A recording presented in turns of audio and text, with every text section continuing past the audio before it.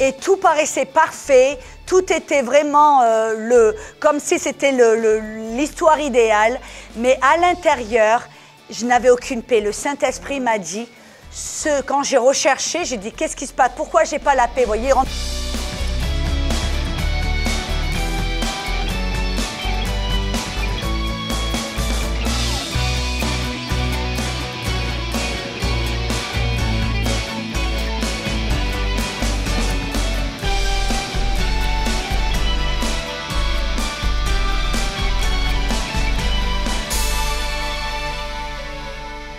Bonjour et bienvenue à l'émission Réveil. Ça nous fait un grand plaisir que vous soyez avec nous aujourd'hui. J'ai une invitée toute spéciale, son nom c'est Audrey Mack. Audrey est missionnaire et aussi enseignante de la parole de Dieu. Alors bonjour Audrey. Bonjour Pasteur Louise. Audrey, tu nous as partagé à la dernière émission comment tu avais rencontré le Seigneur Jésus-Christ comme Seigneur et Sauveur et que tu es ensuite allée aux États-Unis. Est-ce que tu peux partir de là pour nous conter un peu ce qui s'est passé? Oui, le Seigneur a ouvert les portes pour que juste après ma conversion, j'ai été remplie du Saint-Esprit.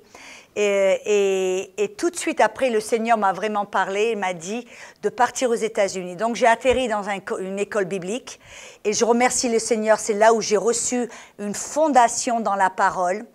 Et tout de suite après, pendant que je participais à un petit voyage de mission d'une semaine, j'ai reçu l'appel de Dieu pour être missionnaire et voyager à travers le monde en tant que missionnaire. Comment est-ce que tu as reçu, les gens vont me demander, mais comment est-ce qu'elle a reçu l'appel? Juste en quelques mots, qu'est-ce qui s'est passé en toi pour que tu J'étais à Haïti. Ah, OK. Je salue mes amis d'Haïti. J'étais à Haïti dans une petite hutte dans la montagne. Et il y avait un vieux monsieur derrière, au fin fond de la hutte. Et mon cœur est allé vers lui. Je suis allée pour prier pour lui. Et tout d'un coup, quand j'ai imposé les mains sur ce vieil homme, j'ai entendu une voix. Je ne sais pas si c'était audible ou quoi que ce soit, mais c'était tellement fort. J'ai entendu le Seigneur qui m'a dit, « Audrey, je t'appelle à prêcher l'Évangile aux pauvres. » Et là, c'était comme si je savais que j'étais appelée. Tu avais quel âge? J'avais 24 ans. Toute nouvelle chrétienne. Toute nouvelle. OK. Qu'est-ce qui s'est passé après ça? Après ça, vraiment, je me suis rendu compte que j'étais appelée dans le ministère. Donc, j'ai fini cette école biblique et tout de suite, Dieu a ouvert les portes pour que je rentre dans un ministère qui est un ministère un peu international. Et j'ai voyagé avec eux pendant 4 ans, vraiment pour les servir, pour les aider. Et j'ai eu d'amples opportunités de partager mon témoignage, la bonne nouvelle partout où j'allais. Mais après cela, je savais que mon appel vraiment, c'était d'être missionnaire et d'enseigner, de partager la parole. Donc, j'ai fait une formation missionnaire pendant 4 mois. C'était une école intensive. Et à partir de là, je suis rentrée en mission. Je suis partie pour l'Albanie. C'était là où les portes s'étaient ouvertes en 1992-93. Et je suis partie avec 2 valises pour l'Albanie. Et là, j'ai servi le Seigneur, enseigné dans une école biblique, dans un orphelinat, dans les rues pour faire de l'évangélisation. Tout ce qu'il avait besoin de faire, je l'ai fait. Tu étais toute seule? Toute seule, mais je suis allée avec une équipe. Il y avait une équipe d'une église qui était l'église Victoire Centre Chrétien, qui avait là quelques personnes qui étaient là, qui avaient ouvert une église et une école biblique là. Donc je suis allée pour les retrouver, pour les aider, pour faire pour faire ce qu'il y avait besoin de faire à ce moment-là. Ça a été une bonne initiation à l'œuvre missionnaire? Oui, j'étais là pendant presque 9 ou 10 mois. Wow! Et ensuite, tu as quitté l'Albanie? J'ai quitté l'Albanie parce que j'ai reçu une invitation là pour aller en Inde. Oh. Et des gens que j'avais rencontrés qui avaient un appel particulier pour l'Inde, qui m'avaient invité à aller avec eux pour faire une réunion du Saint-Esprit. C'était comme une conférence pour les chrétiens en Inde. Je suis allée en Inde, parce que mon cœur vraiment était pour l'Inde. Oui.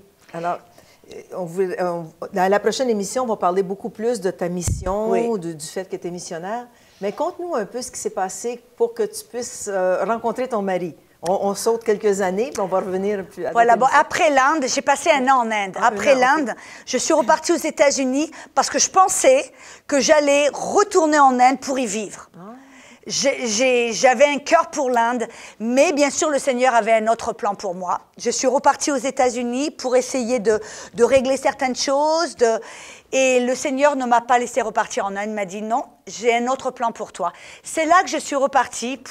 Le Seigneur a ouvert les portes pour que je retourne dans un collège biblique. C'est là où je suis allée dans le Réma, les collèges bibliques, pendant 2 ans.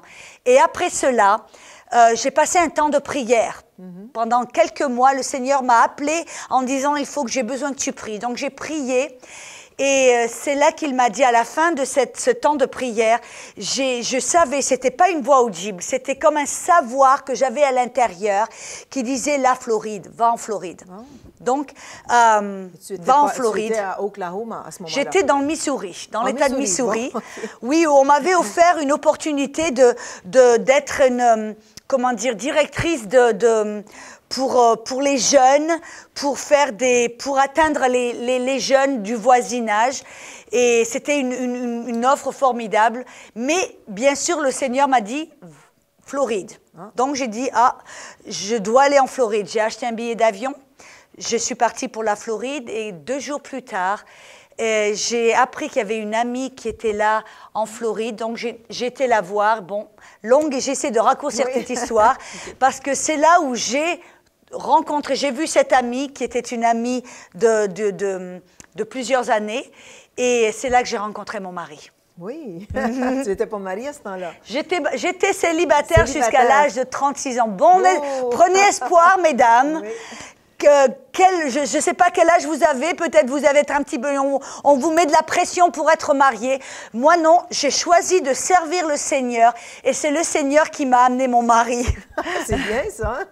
Alors, à l'âge de 36 ans. Tu as rencontré ton mari. Et oui. Vous avez fait une fréquentation longue, vous êtes mariés vite? En fin de compte, je ne voulais pas être mariée avec mon mari les premiers mois. Non, parce que c'était encore une longue histoire. Non. Pendant que j'étais au collège biblique, j'étais fiancée avec quelqu'un. Et tout paraissait parfait. Tout était vraiment comme si c'était l'histoire idéale. Mais à l'intérieur, je n'avais aucune paix. Le Saint-Esprit m'a dit... Quand j'ai recherché, j'ai dit, qu'est-ce qui se passe? Pourquoi je n'ai pas la paix? Vous voyez, vous vous rendez compte? Je suis en train de préparer mon mariage et j'ai un manque de paix à l'intérieur. Je n'arrive pas à dormir la nuit. Je tourne, je retourne. Je me lève le matin avec ce poids et ce manque de paix. Donc, je me suis tournée vers le Seigneur en me disant, pourquoi? Qu'est-ce qui se passe? Et là, le Seigneur m'a dit, Audrey, ce n'est pas ton mari. Donc, j'ai dû rompre les fiançailles. C'est pour cela que le Seigneur, après que j'ai rompu ses fiançailles, que j'ai passé quelques mois à prier, il m'a dit, j'ai besoin que tu pries. Prie. Donc, j'ai prié en langue. C'est pour ça que c'est tellement important d'être rempli du Saint-Esprit et de recevoir ce don de prier en langue. Parce que quand notre tête ne comprend pas, notre esprit peut prier la volonté de Dieu. Et c'est ce que j'ai fait pendant cet été. J'ai prié non pas dans mon intelligence, mais en langue. Et j'ai passé du temps à prier en langue et à prier vraiment la volonté du Seigneur pour ma vie. Et c'est là vraiment que quand le Seigneur, j'ai eu ce savoir à l'intérieur de partir en Floride. C'est là où j'ai pu être au bon endroit, au bon moment et rencontrer la personne clé qui allait déterminer mon appel et mon futur. Puis à partir de là, tu as rencontré Fred. Je crois qu'il s'appelle Fred. J'ai rencontré mon mari. Oui. Et je remercie le Seigneur que j'ai écouté le Saint-Esprit et que j'ai choisi de choisir sa voie. Alors, vous vous êtes mariés pas longtemps après? Il m'a poursuivi comme un chien qui va après un os. Parce que moi, dans ma tête, j'ai dit non, il est un homme d'affaires. Je suis missionnaire. J'ai dit non, les deux ne vont pas ensemble. Donc pour moi, je résitais, j'ai dit non, c'est pas possible, c'est pas possible. Mais c'est pour cela, il m'a poursuivi. Et même si ma tête se battait avec cette idée de me marier avec un homme d'affaires, à l'intérieur, mon esprit, il y avait une paix. Vous voyez, il y avait comme... Et j'étais attirée par le caractère de cet homme. Parce qu'en lui, vous voyez, c'était pas les feux d'artifice et les feux d'étincelles, mais j'ai vu une profondeur en lui, j'ai vu les fruits de l'esprit en lui, j'ai vu l'amour qu'il avait pour Dieu. Et que c'était un homme, bien sûr, aussi, qui était attiré avec la mission. Il faisait lui-même, même en tant qu'homme d'affaires, il faisait des voyages de mission. Et donc, j'ai vu quelque chose en lui, une profondeur. Mais vraiment, ce qui m'a attiré, c'était la paix que j'avais à l'intérieur. Donc, finalement, un jour, il est venu me voir.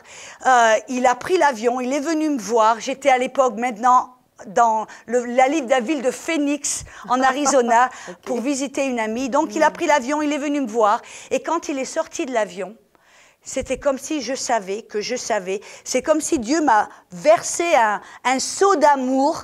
J'ai vu cet homme et j'ai dit, c'est mon mari. Wow. Et donc là, c'est là que j'ai lâché prise. J'ai dit, OK, Seigneur, c'est mon mari. Et c'est quelques mois plus tard qu'on s'est mariés. Amen. Oui. Alors, vous étiez mariée, Audrey, puis il s'est passé quelque chose dans ton corps physique. Oui, c'est intéressant. Oui. On s'est mariés le 14 mai 1999. Et c'était dans le mois de novembre 1999 que j'ai commencé à développer de la douleur dans mon corps. Et bien sûr, ce qui est intéressant, c'est que mon mari avait perdu sa femme du cancer des poumons. 1 an et quelques avant. 1 an avant qu'on se soit mariés, il avait perdu sa femme du cancer des poumons. Et donc maintenant, voilà, on est mariés quelques mois. Oui. Et je développe de la douleur dans mon corps. Et bien sûr, bon, moi, je résiste à la maladie, je résiste à la douleur, mais pour mon mari, me dit, ma chérie, j'aimerais bien que tu ailles voir le docteur. Va chez le docteur, s'il te plaît. Donc, j'ai choisi de prendre un rendez-vous chez le docteur et la douleur était telle que une nuit avant d'aller chez le docteur, je me suis réveillée et je me suis réveillée à 2 heures du matin en sachant, sors du lit et prie. Donc, je suis allée dans mon salon, j'ai commencé à prier et c'est intéressant, Pasteur Louise. J'ai entendu, c'était pas une voix qui venait là, c'était pas une voix audible ou quelque chose que j'ai entendu dans ma tête, c'était quelque chose comme une petite voix que j'avais déjà l'habitude d'entendre. Je savais comment être guidée par l'Esprit. Oui. J'ai entendu quelque chose à l'intérieur qui a dit, il y a du cancer dans ton corps. Ça m'a surpris, ça m'a choqué, mais je dis, le Saint-Esprit, ce n'est pas celui qui amène des mauvaises nouvelles, mais voilà la différence. Voyez la différence avec le diable qui va essayer de nous accuser en disant « tu as le cancer » et tu es de nous faire accepter la maladie. Là, non, c'était comme une voix, le Saint-Esprit qui m'a dit « il y a du cancer », mais immédiatement la différence, le Saint-Esprit qui nous montre quand il y a du danger, parce qu'il nous montre des choses qui viennent à venir, des choses qui appartiennent au futur. Il nous avertit du danger, mais immédiatement, il nous montre la solution. Et c'est là la différence. Dès que j'ai entendu « il y a du cancer dans tes os », immédiatement, le Saint-Esprit m'a dit « mais la joie du Seigneur est ta force. Wow. » Là, c'était comme une clé pour ouvrir la solution. Qu'est-ce que j'ai fait, Pasteur Louise? Toute seule dans mon salon, je savais que le Seigneur me montrait comment obtenir la guérison sur cette maladie. Parce que moi, le cancer, j'y avais jamais pensé. Ça m'était jamais vraiment venu à la tête. C'était quelque chose qui m'avait tellement surpris. Est-ce que tu étais en bonne santé? J'étais toujours en bonne santé à partir du moment où j'ai toujours marché en bonne santé. Si j'avais des symptômes, je résistais les symptômes, j'obtenais la guérison. Mais là, c'était différent. Donc, toute seule dans mon salon, j'avais cette clé. La joie du Seigneur est ta force. Qu'est-ce que j'ai fait toute seule dans mon salon? J'ai commencé à puiser dans la joie du Seigneur qui était en moi. Je veux les gens, des fois, ils marchent par les émotions. Oui. Non, mais on doit savoir qu'en tant que chrétien, rempli du Saint-Esprit, la joie est en nous. Le Saint-Esprit, les fruits de l'Esprit sont amour, joie, paix, gentillesse, bonté, fidélité. Donc, je savais que la joie était en moi. Je n'avais pas besoin de sentir la joie pour savoir que j'avais la foi en moi. Donc, toute seule dans mon salon, j'ai commencé à rire. Qu'est-ce que j'ai fait? ha ha ha, oh oh oh, hu hu hu, hi hi hi. Et je me suis sentie bête, je me suis sentie... Oh, j'avais tellement une conscience d'être que c'était ridicule, mais je savais. Donc j'ai commencé à rire et tout d'un coup, c'était comme si quelque chose, un fleuve qui est sorti de moi. J'ai commencé à rire, mais à rire et à rire et à rire. Et c'était là, à ce moment-là, que je savais que j'étais guérie. Même avant d'avoir le diagnostic. Et vous savez ce qui s'est passé? Non. Et le fait, ce qui est intéressant, j'avais pas été au docteur. C'est ça. Mais 2 jours plus tard, c'était là que mon rendez-vous chez le docteur. Donc, je suis allée chez le docteur 2 jours plus tard, mais je suis allée avec une joie. Et donc, ils m'ont fait des examens, des radios. Finalement, ils disent, je vois rien sur les radios, on va vous faire un IRM. Elle m'a fait faire un IRM, et là, elle m'a appelée dans son bureau avec un visage long, en me disant, Madame Mac, j'ai de mauvaises nouvelles. Regardez, vous avez une tumeur sur la hanche. Et il y a on voit une tache derrière sur le bas de votre colonne vertébrale. Elle m'a dit, je dois vous faire c'est des radios, des scans pour les os, les scans pour... Et donc, ils m'ont refait faire des examens. Ils ont vu effectivement qu'il y avait du cancer. Mais moi, je le savais déjà. Vous voyez, le Saint-Esprit me l'avait déjà... Donc, ça ne m'a pas pris par surprise. Ça ne m'a pas choqué, étonné, pris par surprise. C'est ça, le Saint-Esprit m'a montré avant, afin que je puisse obtenir ma victoire avant. Amen. Oui, oui. Et donc... elle m'a envoyée donc chez un spécialiste du cancer. C'est une clinique, ça s'appelle la clinique Mayo, et chez un oncologiste. Et elle m'a renvoyée chez cet oncologiste quelques jours plus tard. Et alors là, la dame avait bien sûr l'IRM, les radios, tous les tests qu'il m'avait déjà fait faire. Mais elle m'a dit, nous, on a un peu une technologie un petit peu plus avancée, donc je veux vous refaire faire mes propres examens. Et donc, le jour suivant, on m'a refait faire tout un tas d'examens. Et elle m'a rappelé dans son bureau et elle a comparé les examens qui avaient été faits quelques jours d'avant et les examens nouveaux. Et je voyais qu'elle regardait, qu'elle comparait, qu'elle mesurait. Et elle avait un visage un peu perplexe. Finalement, elle me dit, Madame Mac, je ne comprends pas. Regardez les IRM et les examens que j'ai et les nouveaux examens. La tumeur semble être un tout petit peu plus petite.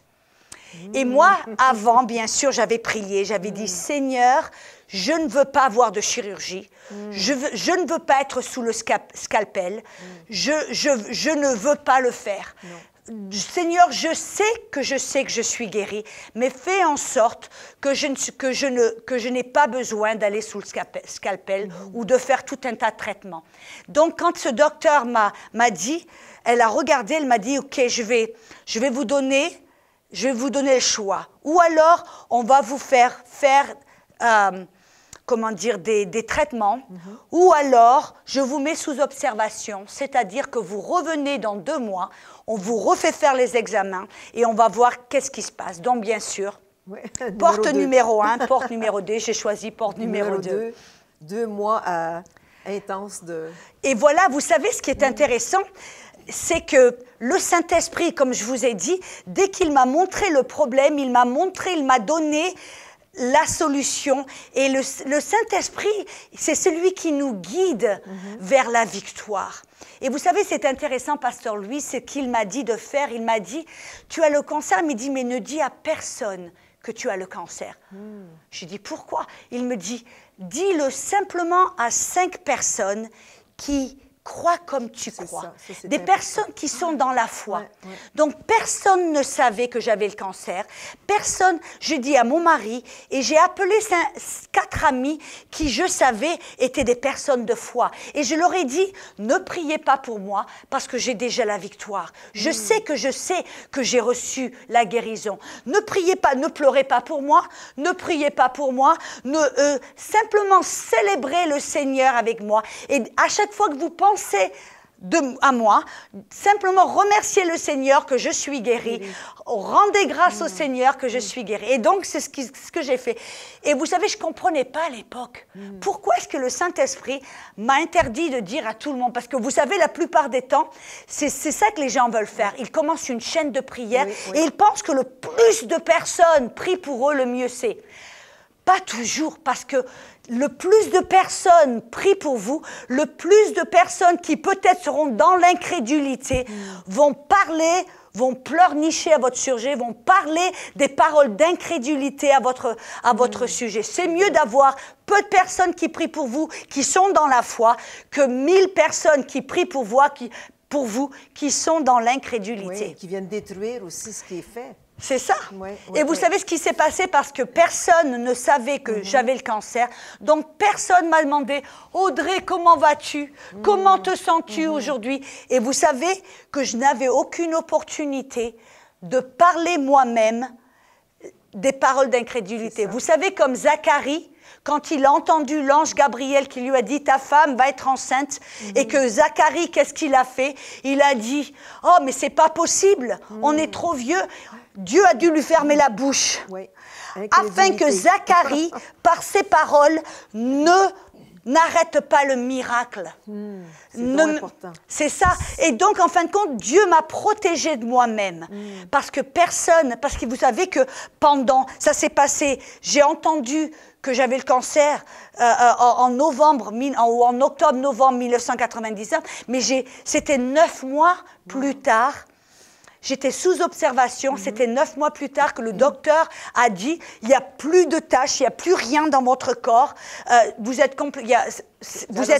Ça s'est fait graduellement. Graduellement pendant 9 mois. Sous observation à tous les 2 mois? Tous les 3 mois. Après, la première fois 2 mois, après ça a été 3 mois, après ça a été, je crois, 4 mois. Puis, durant ce 9 mois, Audrey, qu'est-ce que tu as fait? Est-ce que tu louais le Seigneur? Est-ce que tu faisais juste prendre ta victoire? Voilà. Pour recevoir la première chose, parce que je disais, je n'ai jamais dit, oh, j'ai mal. Ou Puis tu avais mal quand même? Oui, j'avais toujours de la douleur. Les symptômes étaient là. Les symptômes étaient toujours là, mais je savais que j'étais guérie. Et donc, à chaque fois que je ressentais de la douleur, ma confession, c'était « Merci Seigneur, je suis guérie ». Et la puissance de Dieu, elle est en moi et elle attaque ce cancer et elle est en train de faire de la guérison, de produire de la guérison dans mon corps. Vous savez, au travers des IRM, je pouvais voir que la puissance de Dieu rétrécissait les tumeurs, mais maintenant, j'en ai plus besoin. J'ai plus besoin d'IRM. Je sais que au travers de ma foi, la puissance travaille en moi ou travaille en quelqu'un quand j'impose les mains. Oui, oui. Le problème est qu'on voit souvent, nous, en tant que pasteurs d'église, les gens viennent, ils sont guéris, ils reçoivent leur guérison, ils ont la foi, puis merci Seigneur.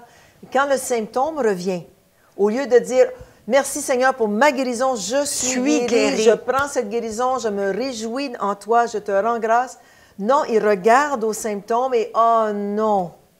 Voilà. Je pensais que j'étais guérie, puis regarde, j'ai encore les symptômes. Les symptômes, je dis toujours les symptômes, ce que la tentation est au péché, les symptômes sont à la maladie. Ce sont des mensonges du diable pour vous faire accepter la maladie, pour vous faire confesser « Ah, je suis malade ». Donc, quand la douleur était dans mon corps, non, je disais « Non, je suis guérie » et la puissance de guérison est à l'œuvre en moi. Et c'est important parce que je savais que j'étais guérie. Je refusais d'agir comme une personne malade. Je parlais comme quelqu'un qui était guéri. J'agissais comme une personne qui était guérie. Donc, les docteurs me disaient, surtout, Madame Mac, faites attention.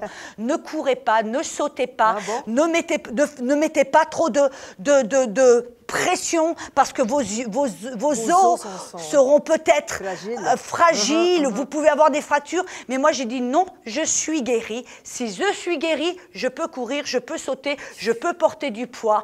Et donc, j'ai rien laissé, j'ai pas ralenti. J'ai rien laissé, voyez, parce que c'est ça, des fois, les gens, ils se disent, oh, il faut être sage, il faut faire attention. Mais par ce qu'ils disent et par ce qu'ils font, ils admettent. Oui, je crois vraiment que je suis malade. C'est vrai, c'est vrai. Mais non, nos paroles et nos actions doivent déclarer « J'ai reçu la guérison, je suis guérie ». Et tu vois, dans le Proverbe 18, 21, ça nous dit « La mort et la vie sont au pouvoir de la langue. Quiconque l'aime en mangera les fruits. Alors, si tu déclares la vie, tu vas recevoir la vie, tu vas manger des fruits de vie. Mais si tu déclares la maladie, la mort, c'est ça. À ce moment-là, tu vas manger les fruits de la maladie. Et vous savez, ça me rappelle, Pasteur Louise aussi, dans Jacques 2, verset 20, il dit, Jacques dit, oui, tu peux me montrer ta foi, mais moi je vais te montrer ma foi par ce que je fais. Ce que l'on dit et ce que l'on fait est une expression de notre foi. Ça nous montre que l'on croit vraiment que je suis guéri. C'est pas qu'on essaie d'obtenir la guérison par ce que l'on dit et ce que l'on fait. Oui. Non, non, on montre, c'est une expression de notre foi. Parce qu'on sait qu'on est guéri, notre bouche le déclare, nos actions le prouvent. Vous voyez, c'est ça la différence. Les gens se disent, oui, oui, si je confesse, si j'arrête mes médicaments, Dieu va me guérir. Non, non, non, non. Ne tombez pas dans ce panneau, non, non.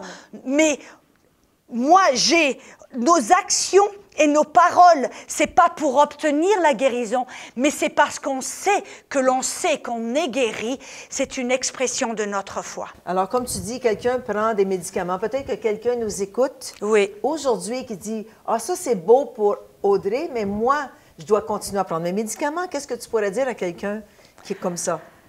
Moi, je leur dirais, d'abord, vous devez savoir que vous savez que par les meurtrissures de Jésus, la guérison nous a déjà été donnée et accordée. Et comme Jésus le dit, si la guérison nous a été donnée, maintenant recevez cette guérison. Et quand on sait qu'on a reçu la guérison, alors qu'est-ce que ça veut dire? Que maintenant, si j'ai reçu la guérison, c'est moi qui l'ai. Et si j'ai la guérison, alors je parle comme quelqu'un qui est guéri, j'agis comme quelqu'un qui est guéri, et votre cœur vous-même va vous dire, le Saint-Esprit vous-même va vous dire, Audrey, maintenant, ou Philippe ou Madeleine, tu es guéri maintenant, tu n'as plus besoin des médicaments. Que ce soit le Saint-Esprit qui vous le montre, que ce soit votre cœur qui vous le dit. Oh, tu n'as plus besoin de médicaments. Non, c'est pas moi qui vais vous dire arrête tes médicaments, c'est l'Esprit de Dieu et votre cœur qui va vous le dire. Alors, je vous encourage, on va prier pour vous en quelques secondes. Seigneur, levez vos mains. Seigneur, on te présente tous ceux et celles qui sont à l'écoute aujourd'hui. Si vous êtes malade, recevez votre guérison. Jésus est mort sur la croix et par ses meurtrissures, vous êtes guéris. Visitez le site web centrereveil.com pour participer à nos services en direct. Pour un don mensuel de 20 $ ou plus, devenez partenaire de l'émission Réveil et recevez le DVD du mois. Vous pouvez faire vos dons en ligne avec Visa et Mastercard ou un chèque par la poste. Et nous apprécions votre soutien. Le Saint-Esprit, qui est l'Esprit de vérité, Jésus nous a dit, il vous guidera dans toute la vérité, il vous montrera des choses à venir. Et là, c'était vraiment me montrer un problème avant